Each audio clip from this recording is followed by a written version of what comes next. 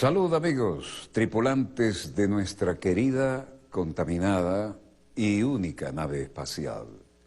La misma que, desde la última vez que nos vimos por estos medios, ha dado otra vuelta sobre su eje imaginario y, por supuesto, sigue generando acontecimientos en pleno desarrollo.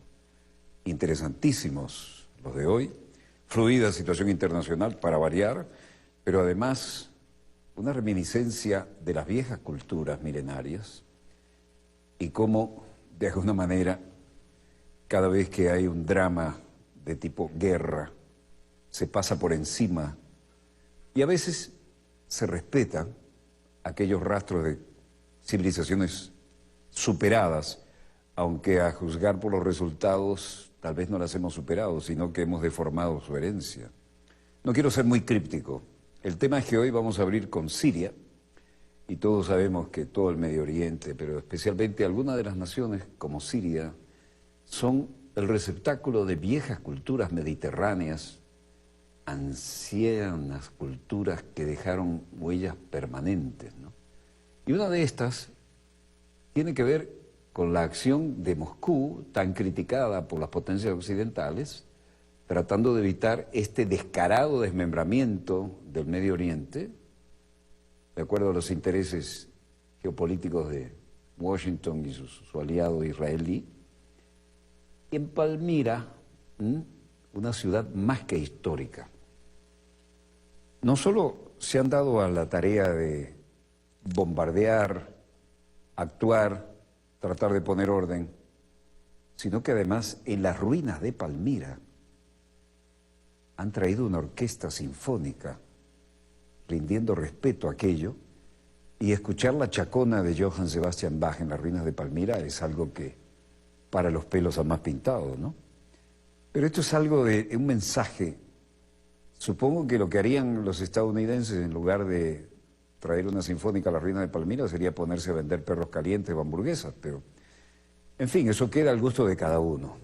Veamos los acontecimientos en pleno desarrollo y Palmira es caminar sobre la historia, ¿no? Ahora que los drones están de moda, podemos tener acceso privilegiado a muchas de las áreas de combate. Los militares rusos culminan con tecnología de última generación y aparatos realmente especializados la eliminación de minas, el desminado de la ciudad histórica de Palmira. El jefe de las tropas de ingeniería de las Fuerzas Armadas de Rusia, Yuri Stavitsky, informó que las labores de desminado de la ciudad siria de Palmira en la provincia de Homs ha sido cumplida. El oficial ruso destacó que los técnicos antibombas han desminado una superficie de 825 hectáreas de la ciudad, 8.500 edificios e instalaciones descubiertos y neutralizando 18.000 artefactos explosivos. Cuando uno camina por aquí, está pisando la historia. Stavitsky reveló que la mayoría de las minas encontradas y desactivadas eran de fabricación, oigan bien, estadounidenses, italianas, China y antiguos modelos rusos y de otros países cuyas marcas fueron borradas. Alguien se tomó el trabajo. Pero miren, en las ruinas de Palmira, ¿qué ocurría hoy? Правительство Сирийской Арабской Республики надежды не только на возрождение Пальмира как достояние всего человечества, но... Vladimir Putin decía, hay la esperanza no solo para la reactivación de Palmira como patrimonio de toda la humanidad, sino también la liberación de la civilización moderna de este terrible contagio desde el terrorismo internacional. Y para ello es necesario que cualquier éxito en la lucha contra esta situación deba ser percibida por todos, sin excepción, como una victoria colectiva. Una de las víctimas del terror debe verse por todas partes y siempre como una pérdida personal y como un dolor personal. Solo esta actitud, este mal absoluto, nos ayudará a superarlo en última instancia. Поможет нам окончательно его победить. Знаю, что сегодняшняя акция... El director de orquesta ruso, Valery Gergiev, también decía algo hoy. Laureat конкурса Чайковского Pavel Milyukov. Queridos amigos, la orquesta del Teatro Mariinsky llevará a cabo para ustedes ahora Y vamos a tener la Chacona de Johann Sebastian Bach, interpretada por Pavel Milyukov, ganador de la competición internacional Tchaikovsky. Y esto demuestra la grandeza del espíritu humano y creo que es apropiada para reproducirlo hoy aquí. Greatness of human spirit, and I think it is appropriate to play it today here. Pestazo de los rusos, las bombas dejan paso a los violines.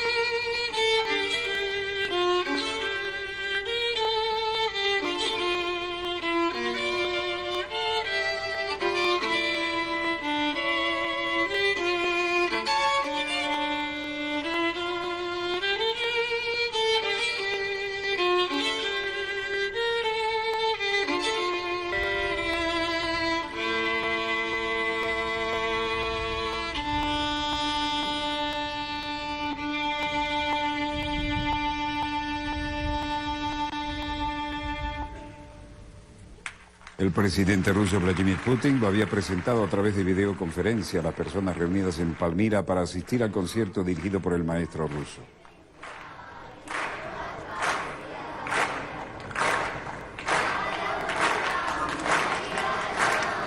Y decía, agradecimiento a todos aquellos que luchan contra el terrorismo, poniendo en riesgo su propia vida, y memoria por todas las víctimas del terrorismo.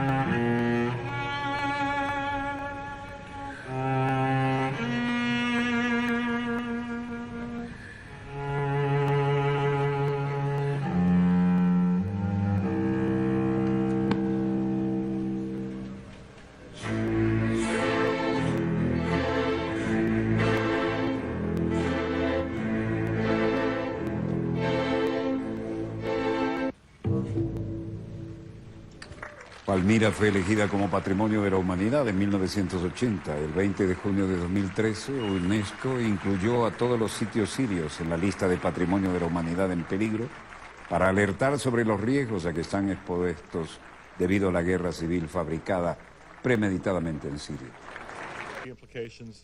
En la Biblia se mencionan los nombres de Tadmor y Tamar, aunque hay cierta confusión con otra ciudad del Mar Muerto. En las Naciones Unidas, mientras tanto, el subsecretario general Jeffrey Feltman decía: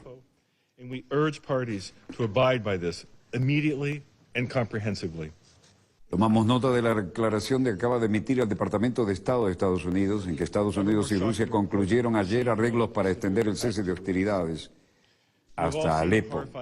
E instamos a las partes a cumplir de inmediato y en forma global. Informes cada vez más impactantes fueron recibidos de la ciudad de Alepo durante las últimas 2 semanas. Y ustedes han visto las imágenes terribles de ataques a hospitales y el gobierno y la oposición en los barrios de la ciudad. Voy a ser absolutamente claro una vez más. Intencional y directos ataques a hospitales son crímenes de guerra. And increase humanitarian access. The Special Envoy intends to reconvene Con el fin de hacer creíble la próxima ronda de negociaciones, debe ser apoyado por un progreso tangible sobre el terreno en términos de un cese consolidado de hostilidades y un mayor acceso humanitario. El enviado especial tiene la intención de volver a convocar negociaciones intersirias y al hacerlo, los avances en 2 áreas se corre un riesgo real de un progreso político fracasado. Los niveles actuales de violencia en Alepo en particular dan un impacto negativo a la capacidad de las partes en Siria de participar en negociaciones. Access to basic and essential services such as water and electricity are sporadic. Stephen O'Brien, subsecretario general para Asuntos Humanitarios y coordinador del socorro de emergencia, dice que los elementos de los servicios básicos son esenciales, como agua y electricidad, y son esporádicos en el mejor de los casos. La gente está viviendo bajo la amenaza diaria y el terror. Los que quedan en Alepo al este son 300.000 personas que viven en el temor constante de un ataque desde el aire. El embajador de Rusia en las Naciones Unidas, Vitaly Churkin: el deterioro en ciertas zonas de Siria, incluyendo Alepo, es una grave fuente de preocupación. Las fuerzas gubernamentales están luchando contra una ofensiva a gran escala de los yihadistas, y en los últimos días hemos visto un aumento significativo en el bombardeo de las partes de la ciudad controlada por el gobierno desde el territorio ocupado por los militantes.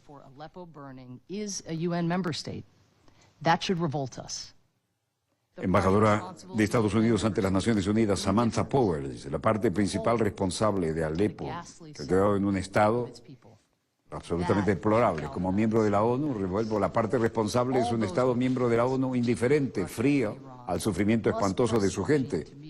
Esto debería impulsarlo y nos une. Todos los que tienen influencia, particularmente Rusia e Irán, deben presionar al gobierno para cumplir sus compromisos y obligaciones. Por nuestra parte, los Estados Unidos continuarán presionando a la oposición a hacer lo mismo. Vamos a trabajar con nuestros homólogos rusos para tratar de restablecer una sensación real y duradera de hostilidades en Alepo y en otras partes de Siria para facilitar la transición política lejos de Assad, la única manera de que esta guerra finalmente termine. Matthew Raycroft, embajador del Reino Unido ante las Naciones Unidas, dijo: las acciones hablan más que las palabras. Para apoyar ese esfuerzo, el Reino Unido propone una declaración del Consejo de Seguridad que condene la violencia en Alepo y pide el cese urgente de la brutalidad. Se lo debemos a la gente de Alepo, los vivos y los muertos, para demostrar que este Consejo puede hablar con una sola voz en este tema y que podemos trabajar juntos para llevar esta violencia a su fin. Podemos elegir no hacer nada en la cara de tal barbaridad. Para ello, sería equivalente a la colusión con las mismas fuerzas de destrucción que operan en Alepo. El alto al fuego en Siria se ha reducido, pero no ha terminado. En Washington, secretario de Estado John Kerry: as part of our urgent efforts to try to de-escalate the violence in Syria and real... Acabamos de anunciar hace poco tiempo, como parte de los esfuerzos urgentes, tratar de apaciguar la violencia en Siria y reafirmar el cese de hostilidades, que es fundamental que Estados Unidos y Rusia han concluido acuerdos con nuestros equipos de última hora ayer por la noche para reafirmar el cese de hostilidades en la provincia de Alepo, incluyendo Alepo y sus alrededores. Including Aleppo City and its surrounding areas. Esperamos que todas las partes en el cese de las hostilidades cumplan plenamente por el cese renovado en Alepo, y eso significa que el gobierno y la oposición por igual actúen, y también esperamos que vivan por el cese en todo el país.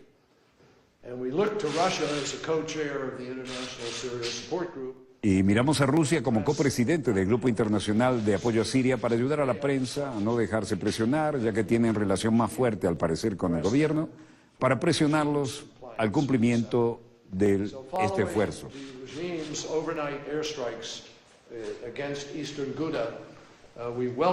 Así que después de los ataques aéreos durante la noche, el gobierno contra Ghouta Oriental, damos la bienvenida a la reafirmación de hoy del cese en el este de Ghouta para las próximas 48 horas.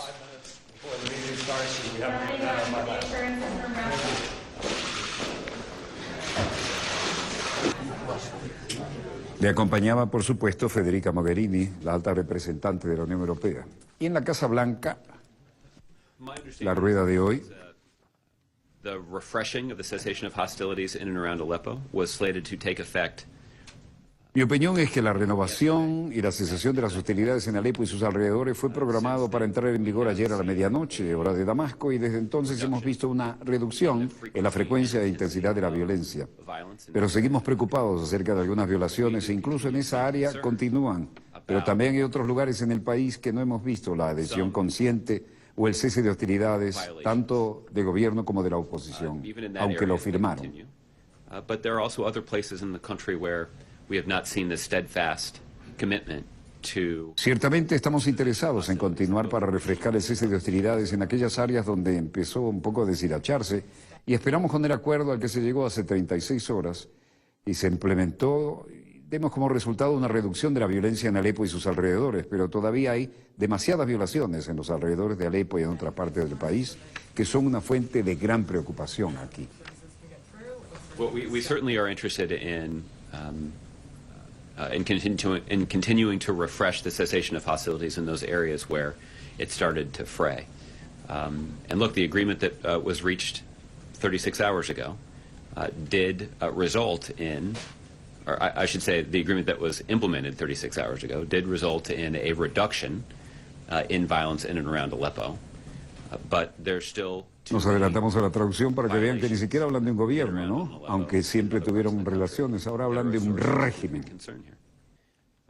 Y a otra pregunta dijo, no hay excusa justificable para llevar a cabo un ataque aéreo contra civiles inocentes. Ya han huido de sus hogares para escapar a la violencia. Estos individuos están en la situación más desesperada que se puede imaginar. Y no hay justificación para llevar a cabo una acción militar que los tome a ellos como blanco.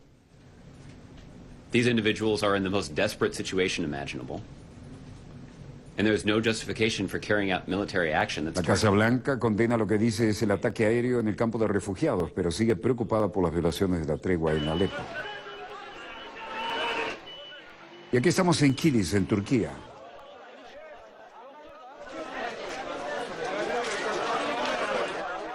Ocho proyectiles han caído en Kilis, muertos y heridos. La ciudad fronteriza turca de Kilis, al sureste del país, continúa siendo el blanco de los proyectiles de cohetes lanzados desde Siria. Se hablaba de muertos y 2 heridos, 8 proyectiles en el centro.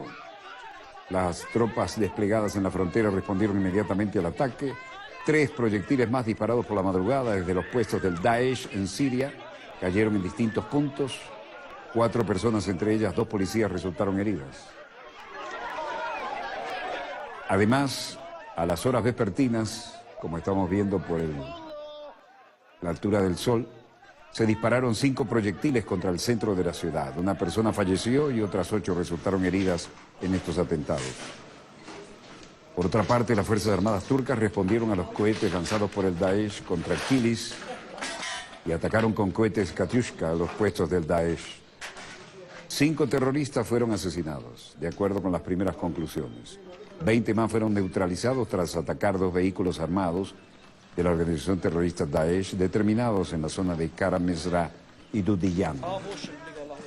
Las Fuerzas Armadas turcas atacaron en los últimos 5 meses un total de 2.114 blancos del Daesh, o Estado Islámico en Siria, y eso dentro del marco de las normas de enfrentamiento. 811 terroristas miembros de Daesh fueron neutralizados.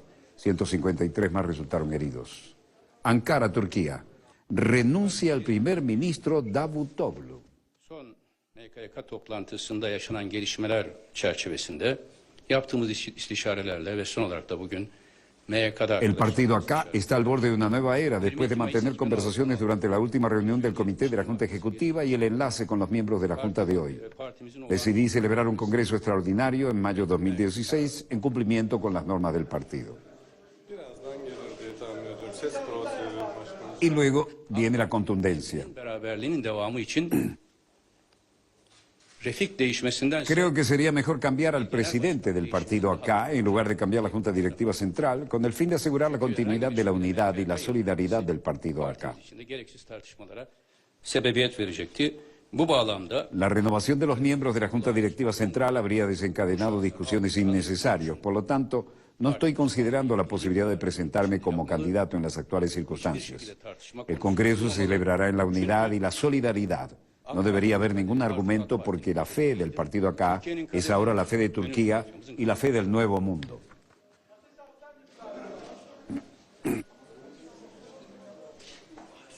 Se refirió a lo personal y dijo, me gustaría decir que nuestro término fue un periodo de éxito.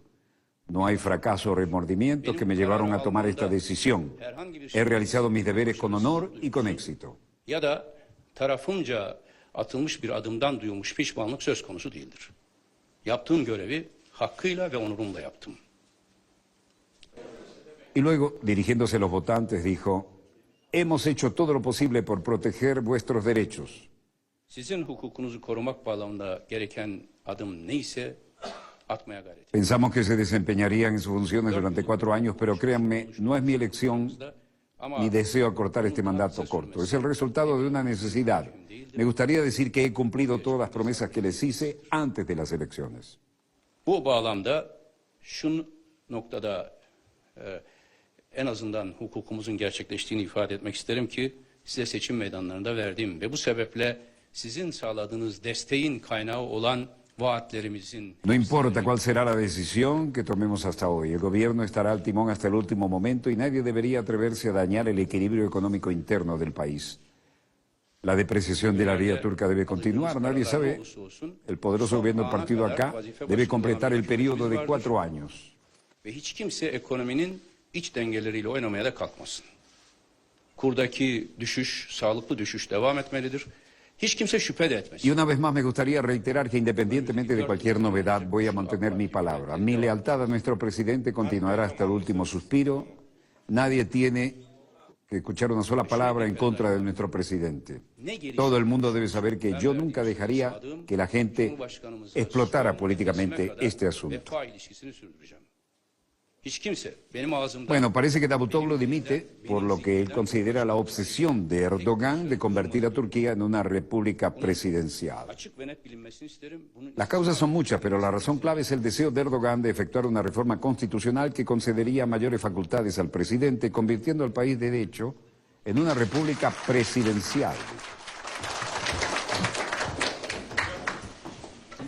El aliado especial de la OTAN en un terremoto político. Y en Washington, nuevamente sala de prensa de la Casa Blanca y el vocero Josh Earnest. Partner with the United States, and we have appreciated his leadership. El primer ministro ha sido un buen socio con Estados Unidos y apreciamos su liderazgo. Obviamente, él y el vicepresidente han estado en comunicación frecuente sobre una serie de temas que son importantes para nuestros dos I do países. not anticipate. No anticipo simplemente otro tipo de preguntas. No espero que esto vaya a tener ningún impacto en la capacidad de Estados Unidos y Turquía para trabajar juntos y continuar implementando nuestra estrategia de degradar y destruir al Estado Islámico. To degrade and destroy ISIL. We had a couple of quick comments at the top before we get to your questions. As we've discussed in here many times. No se puede negar que Turquía ha sido un socio importante e hizo una valiosa contribución a nuestro amplio esfuerzo contra el ISIL. Pero como a menudo es lo que regularmente recuerdan con las autoridades, hemos pedido asegurar que sus acciones defiendan los valores democráticos universales que están consagrados en Turquía, en su constitución. Esos valores no solo consagran la constitución de Turquía, sino la de Estados Unidos, y son los tipos de valores que preconizamos en todo el mundo y en particular cuando se trata de preguntas sobre cosas como la libertad de expresión, la libertad de prensa. Hemos tenido preocupaciones específicas que hemos planteado a los turcos, pero no dudaremos tampoco en volver a hacerlas en el futuro si es necesario. We've had specific concerns that we have raised with the Turks. We won't hesitate to En do cualquier so. caso, Estados Unidos aclara que la dimisión de Davutoglu no afectará la cooperación con Turquía para derrotar al Estado Islámico.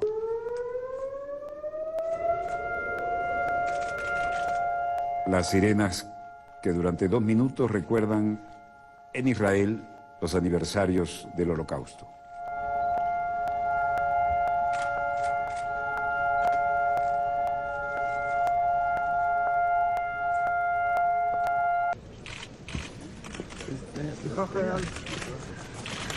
Israel recuerda a las víctimas del Holocausto, la Shoah. Sirenas antiaéreas resonaron hoy en las ciudades israelíes para recordar los millones de judíos muertos durante el Holocausto. Jornada de luto en la que se recitaron actos a nombre de cada una de las víctimas. Israel conmemora el Día del Recuerdo del Holocausto y del Heroísmo en una jornada nacional que homenajea a estas víctimas con eventos institucionales destinados a repasar uno de los episodios más nefastos de la historia de la humanidad. Sonaron a las 10 hora local, las 7 GMT, y durante esos 2 minutos toda actividad se paralizó.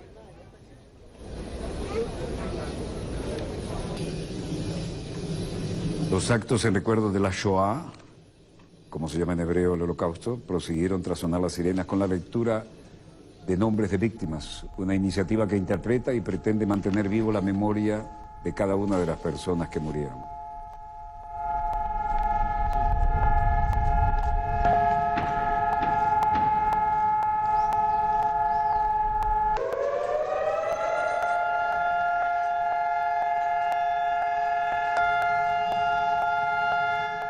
La lectura de los nombres de judíos fallecidos se llevó a cabo simultáneamente en el Memorial Yad Vashem, institución que guarda el legado y testimonio del Holocausto, y en la Knesset, el Parlamento.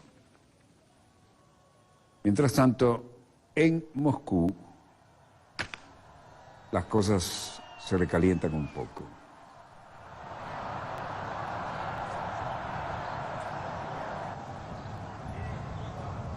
La gente recuerda la Segunda Guerra Mundial, los millones de bajas que tuvieron y, como ya es una costumbre inveterada, desfilan con las fotos de uniforme de sus deudos.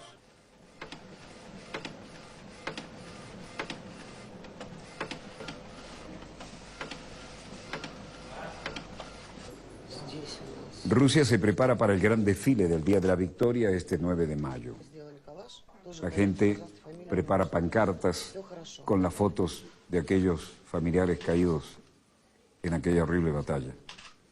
Sé que mi abuelo debe haber caído justo en Stalingrado. Él era un inválido de guerra que tenía una lesión en el brazo y perdió un ojo durante la guerra. Yo no lo conocí mientras estaba vivo, pero sé los detalles. Cuando yo era niña no estaba interesada en esto. Y ahora, si estuviera viva, me pregunto sobre todo qué gusto sería. Поэтому тоже подробностей не знаю. Как-то я не... Когда была маленькой, я и не интересовалась этим.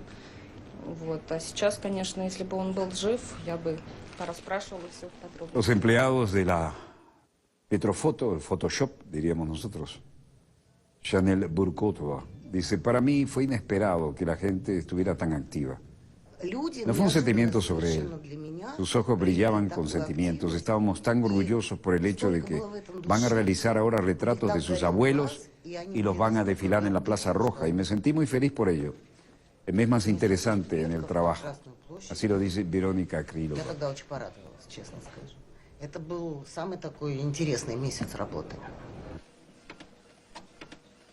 Todo el mundo busca ampliar las fotos que quedan de los familiares fallecidos en la Gran Guerra Patria. Y Rusia prepara el gran desfile para el Día de la Victoria este 9 de mayo. Ahora todo el mundo los recuerda y deben seguir así según la tradición rusa. Verónica Krylova dice, para mí personalmente es un recuerdo de la guerra, sobre nuestras pérdidas, recuerdo de mis familiares, de mi abuelo que luchó y sus hermanos. Todos ellos pasaron por la guerra. Mi abuelo sobrevivió a la guerra sin heridas. Solo uno de 5 hermanos fue herido. Sin embargo, varios días después de ser herido, estaba luchando de nuevo. Y fue condecorado más tarde.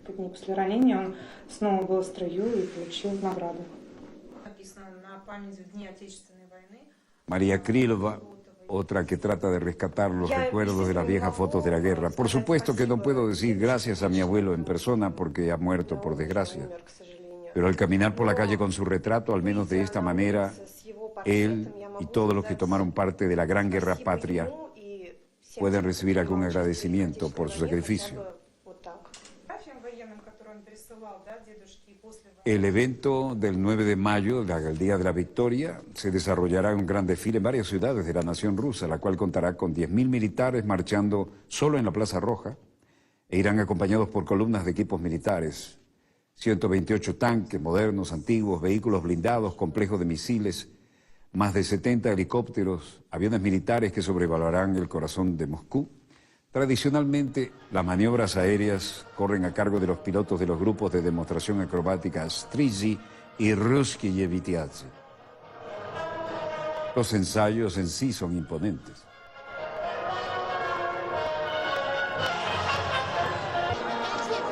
El término de la Gran Guerra Patriótica se utilizó por primera vez por los soviéticos en el periódico Pravda para denominar así el enfrentamiento que comenzó el 22 de junio de 1940. Ahí va Vladimir Putin con el retrato de su padre de uniforme. Esto comenzó el 22 de junio del 41 entre la Unión Soviética y la Alemania nazi. La batalla determinó el freno del fascismo en Europa y culminó cuando los defensores alemanes se reunieron para rendirse ante el Ejército Rojo el 3 de mayo de 1945. Y ahí va Vladimir Putin con el retrato de su padre uniformado. Esto se celebra y se conmemora con gran respeto y solemnidad, porque realmente sin el tremendo derramamiento de sangre y el heroísmo de aquel pueblo ruso, el Tercer Reich hubiera dado muchísimo más lucha, pero en los dos frentes fue que quedó prensado. Bueno, no veo en los monitores de satélite nada que mejore lo que les hemos presentado o lo que tenemos previsto. Hay declaraciones muy importantes de nuestra ministra de Relaciones Exteriores sobre un tema de mucha actualidad. Lo estamos rescatando para mostrárselo y tenemos anunciado un lanzamiento espacial, pero por ahora no vemos nada que podamos mostrarle. Breve corte y volvemos con más acontecimientos en pleno desarrollo. No se muevan, ya volvemos. Dossier.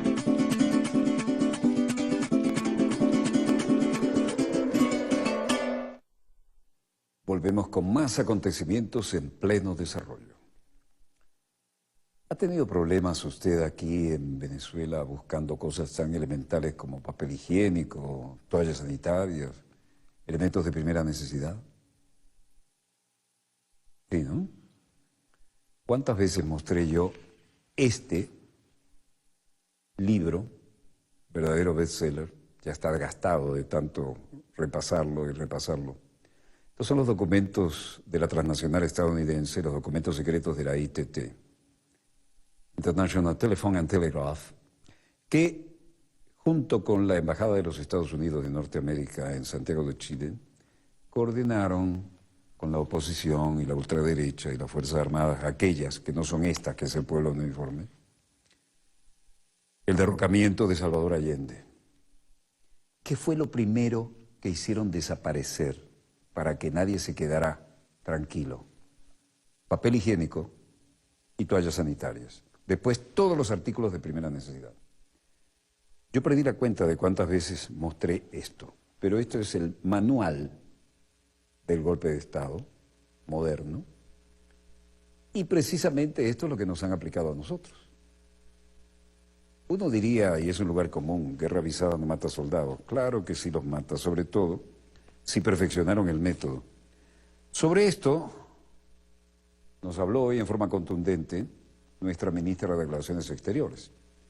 Dejemos que sea ella, personalmente, la que nos hable de los acontecimientos en pleno desarrollo, y esto es para prestarle atención, vale la pena. Hoy fue, precisamente en el ámbito de la Organización de Estados Americanos, que pudimos hacer un raconto y advertir la miserable maniobra que se ha gestado, no solo con el enemigo interno, sino con los vendepatrias que tenemos dentro, ¿no? Veamos los acontecimientos en pleno desarrollo, porque esto no tiene desperdicio. Y desde luego, aquí están los argumentos. Y con él el modelo constitucional de democracia participativa protagónica para un solo objetivo, la garantía y la promoción de los derechos humanos, ha estado permanentemente amenazada por los factores opositores en conjunción con los centros imperiales que apoyan este tipo de desestabilización en nuestros países. El 9 de marzo del año 2015, amparado en una ley de sanciones contra Venezuela que había aprobado el Congreso de los Estados Unidos en el año 2014, el presidente Barack Hussein Obama emite una orden ejecutiva considerando a Venezuela una amenaza inusual y extraordinaria a la seguridad de los Estados Unidos y a su política exterior. Yo quiero llamar nuevamente a recordar los artículos de la Carta de esta organización y de la Carta de las Naciones Unidas. Eso constituye una agresión por parte de un país miembro contra otro país miembro que goza de las mismas facultades soberanas y de igualdad. Venezuela obtuvo el apoyo solidario de la mayor cantidad de países del mundo, con contadas excepciones, porque es sencillamente irracional poder pensar que un pequeño país de nuestro continente, que no tiene los recursos materiales ni bélicos, pueda constituir una amenaza a la seguridad de los Estados Unidos. y constituye también una violación al Estado de Derecho internacional. La unilateralidad da el traste con todas las organizaciones multilaterales. La extraterritorialidad no tiene otro nombre, sino que violación flagrante de la jurisdicción soberana de los Estados. Quiero agradecer a los países de la Alternativa Bolivariana de las Américas, ALBA, porque hoy emitieron un comunicado solidarizándose con Venezuela ante la renovación de la ley que impone sanciones contra nuestro país hasta el año 2019, como fue aprobado esta semana por el Senado en pleno del Congreso de los Estados Unidos. Manifestaron su rechazo a este tipo de violaciones al derecho internacional, a esta ley que da marco ilícito a la orden ejecutiva del presidente Obama, que no tiene otro nombre sino intervencionismo puro, que no tiene otro nombre sino irrespeto absoluto a la soberanía de los Estados. De tal forma que durante el nuevo gobierno chavista también, que ganó el presidente Maduro en abril del año 2013 hasta nuestros días, la oposición venezolana ha combinado todas formas de lucha, algunas lícitas, pero la mayoría de ellas ilícitas, y que comprometen la comisión de crímenes terribles contra nuestra población y contra nuestro país. No se justifica una oposición política que para ganar votos pretenda la destrucción de su patria. No tiene asidero en ninguna parte del mundo.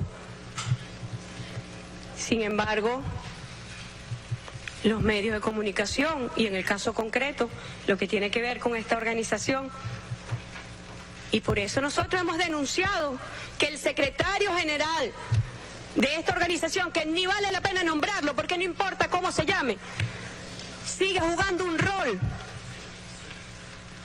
de no imparcialidad cuando se trata de Venezuela. Y ha conjugado la agenda de la Secretaría General con los factores opositores en Venezuela y con las instrucciones que nosotros sabemos recibe desde los Estados. Que la semana pasada un grupo de diputados opositores de Venezuela, mientras se encontraba de visita y reunido con el secretario general de esta organización y en el Congreso de los Estados Unidos, se haya aprobado la renovación de las sanciones contra nuestro país. Nosotros tenemos las pruebas para mostrar cómo cada paso que da la oposición venezolana es respaldada desde la Secretaría General de la Organización de los Estados Americanos. Y eso corresponde a una violación grave de sus funciones. Hay desviación de funciones porque pretende pasar por encima de los Estados miembros, de los Estados soberanos. Excede sus funciones como secretario general. La respuesta del Estado venezolano y del gobierno venezolano ha sido afianzar los mecanismos de diálogo político. Frente a ese plan llamado La Salida, que llenó de violencia extremista las calles de Venezuela, el presidente Maduro llamó a los diálogos de paz en diciembre del año 2014. Y la respuesta fue seguir recrudeciendo la guerra y la agresión contra Venezuela. Hay una situación económica, como pueden tener todos los países. La economía mundial ha entrado en una fase de complejidad que afecta el desarrollo y el crecimiento económico, incluso de las naciones más desarrolladas.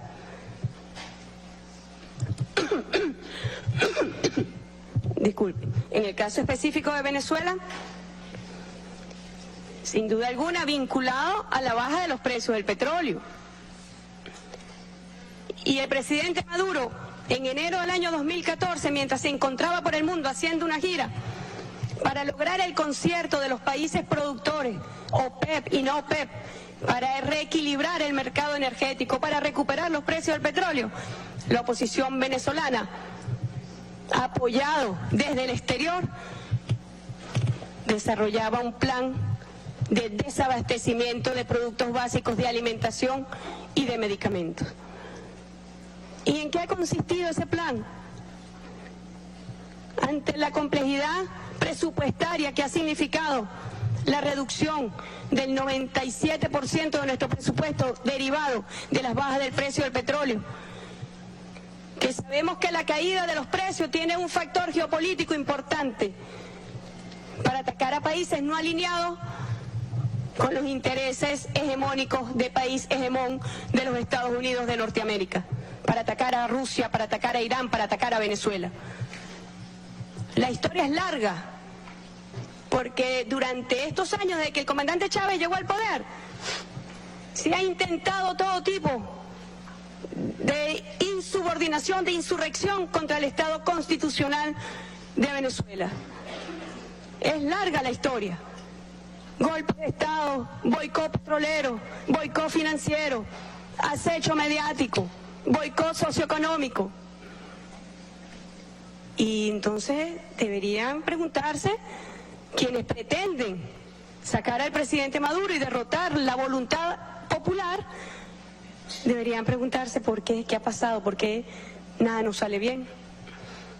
Ya vieron que los precios bajos tampoco lograron sacar al presidente Maduro. Ayer vi una noticia, por cierto, que 59 empresas de los Estados Unidos quebraron, cerraron, petroleras. Es tan fuerte la necesidad geopolítica de derrotar a los países que no estamos alineados con el país hegemón, que no les importa sacrificar a su propia clase económica. Y el presidente Maduro ha dicho, no han logrado, porque a nosotros nos acompaña la fuerza moral de una historia de libertad, como lo vimos al principio, cuando nuestro libertador salió a conquistar la independencia de nuestros países, no a doblegarle el brazo, como dijo el presidente Obama el año pasado, a quienes no se pliegan a sus designios, porque para eso tenemos el ejército más poderoso del mundo. Nosotros tenemos el derecho y la razón que nos asiste. Y hemos hecho un llamado al gobierno de los Estados Unidos, y no nos estamos refiriendo a su pueblo, que también es víctima del sistema político existente en este país. Hemos llamado a encauzar las diferencias políticas, ideológicas, de forma cordial, mediante la cooperación, mediante la solidaridad, como lo contempla la Carta de las Naciones Unidas y la Carta de esta organización. En respuesta, la arremetida es, como se ha establecido, una campaña apoyada por el secretario general, que van a aplicar la Carta Democrática Interamericana a Venezuela, pretendiendo pasar por encima de los estados. Y yo dije al principio que me iba a referir a bajas maniobras, porque justo cuando yo estaba en camino para esta sesión, que agradezco de verdad la asistencia de todos ustedes ante nuestra solicitud, salió una interpretación del Departamento Legal de la Secretaría General pretendiendo justificar en términos generales la activación de la Carta Democrática sin el consentimiento o la solicitud de un gobierno de un Estado soberano. Eso no es posible. Incluso doctrina misma de esta organización está siendo desconocida, además de vulnerar sus normas esenciales. ¿Qué ha hecho la oposición venezolana, acompañada por centros internacionales imperiales, para derrocar un gobierno constitucional? Han pretendido crear artificiosamente supuestos y presupuestos para la aplicación de la Carta, tratando de justificar una intervención en Venezuela. Y le están vendiendo nuevamente falsas esperanzas a esa clase opositora, que pretende victimizarse, pero que ha causado dolor, sufrimiento y perjuicio a la nación venezolana. El año pasado se dijo que no habría elecciones legislativas en Venezuela. Durante 10 meses estuvimos sometidos a una cartelización editorial, mediática, afianzando esta tesis. Primero, que no habría elecciones en Venezuela. Segundo, que en el excepcionalísimo caso que se dieran, habría fraude. Y tercero, que el presidente Maduro desconocería los resultados electorales. Llegó el 6 de diciembre, tuvimos acompañamiento electoral de la UNASUR, de la Unión de Naciones Suramericanas. Con el sistema electoral automatizado más perfecto del mundo, como así ha sido certificado por los entes especializados internacionales en esta materia, el pueblo de Venezuela manifestó su voluntad y la oposición venezolana ganó la mayoría de la Asamblea Nacional. No hubo fraude. No como en el 2013, cuando ganó el presidente Maduro, cuando los resultados no son afines, hay fraude. No hubo fraude. Y al minuto de conocerse los resultados por el Poder Electoral venezolano, el presidente Maduro salió a reconocer los resultados. Pero ¿quién hizo un análisis de la campaña mediática de mentira? Nadie.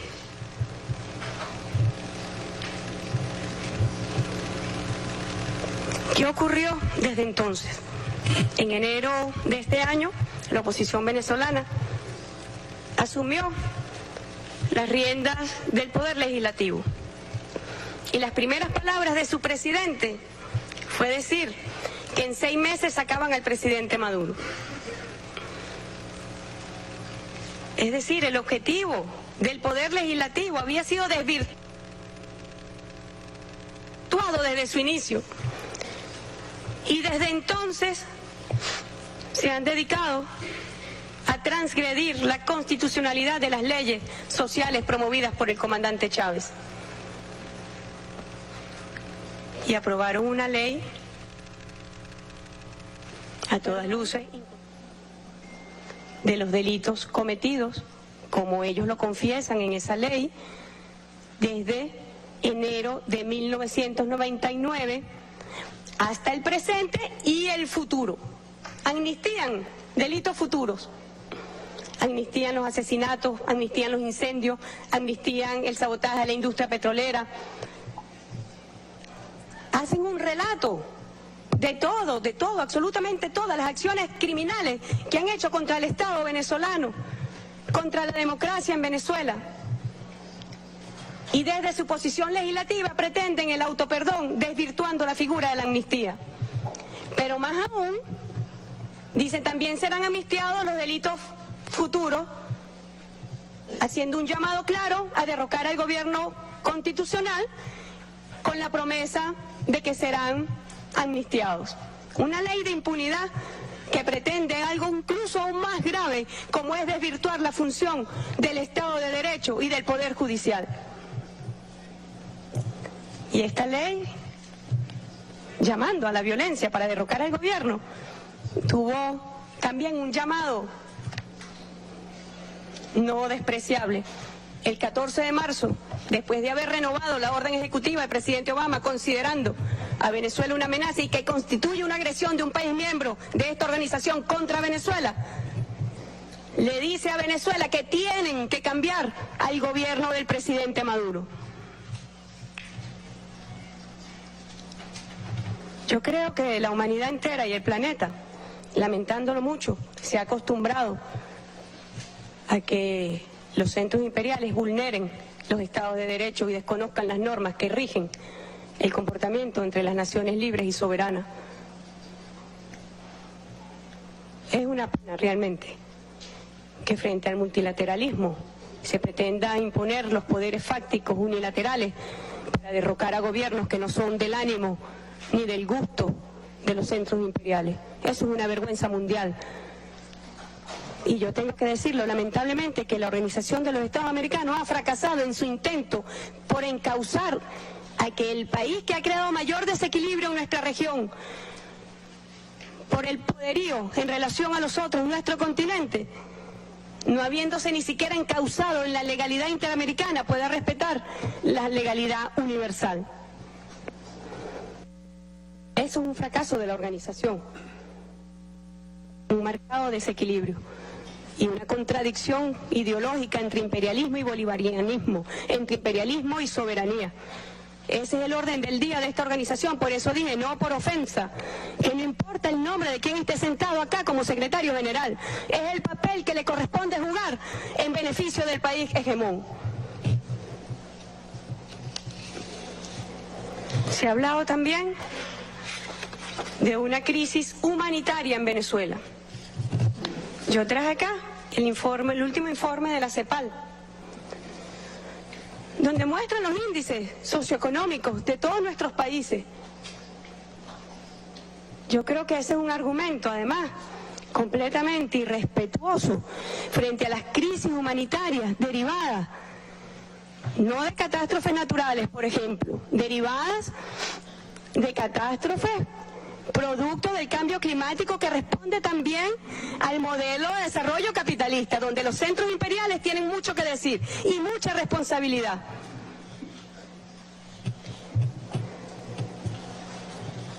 De tal forma que cuando se habla de crisis humanitaria, yo pienso que estamos ofendiendo a la crisis humanitaria del Mediterráneo.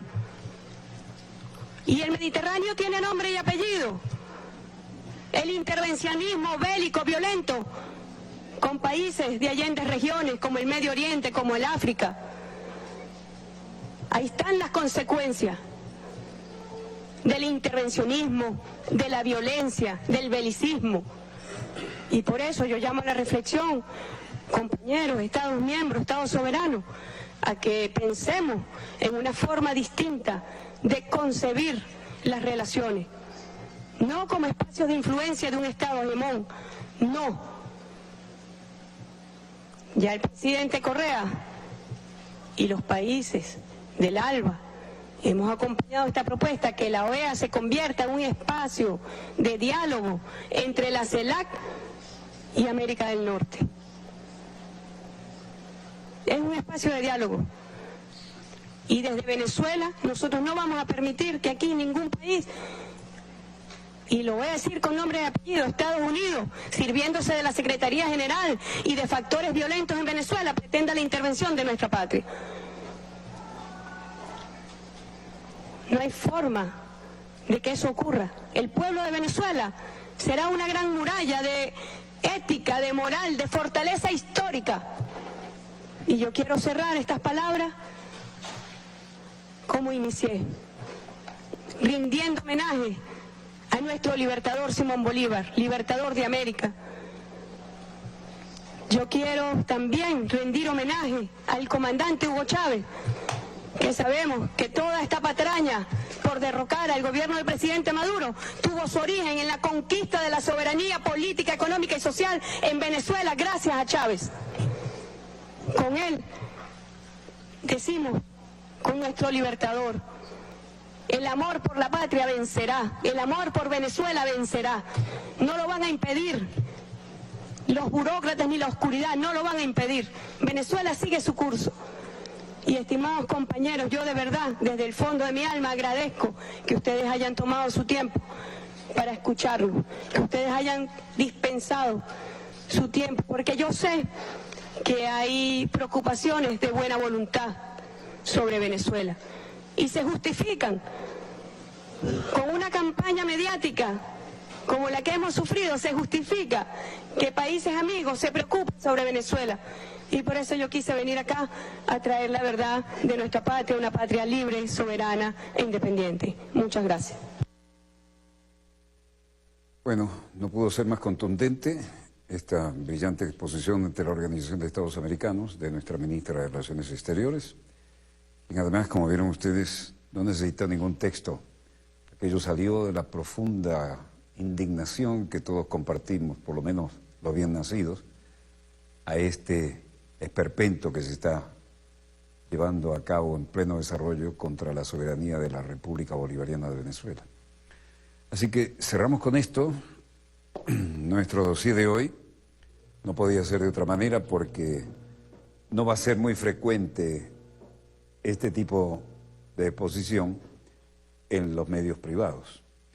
De manera que desde la Organización de Estados Americanos, sede en Washington, la ministra de Relaciones Exteriores de la República Bolivariana de Venezuela ha puesto hoy las cosas en su lugar y no será esta ni la última, ni la penúltima, ni ninguna, cabe enumerar las batallas que vamos a tener que seguir dando en esto, el teatro de operaciones paralelo o alternativo a la guerra con silenciador o a la crisis real, asimétrica o como la quieran poner. Bueno, volveremos mañana, Dios mediante, cuando nuestra querida, contaminada y única nave espacial haya dado otra vuelta sobre su eje imaginario y estemos aquí para contarles la pequeña gran historia de las próximas 24 horas. Donde quiera que se encuentren de ese lado del receptor, muchas gracias por permitirnos estar allí con ustedes. Desde el Estudio 3 de Venezolana de Televisión, el canal pionero de la República Bolivariana de Venezuela, termina aquí Dossier, el programa decano en todo el hemisferio occidental de la información internacional vía satélite. Les habló su productor y conductor, Walter Martínez. Disponga usted de las cámaras, señor director.